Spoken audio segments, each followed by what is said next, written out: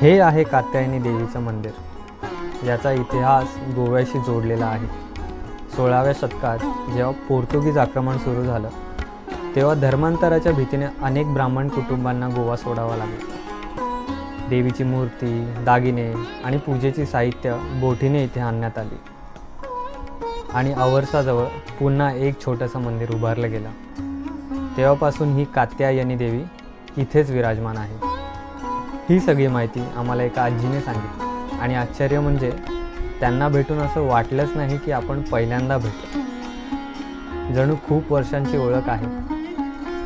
ते म्हणतात ना, काही ठिकाणी आपण स्वतः जात नाही तर तिथे आपल्याला नेलं जातं आणि ते ठिकाण मनात एक वेगळीच जागा करून जातं.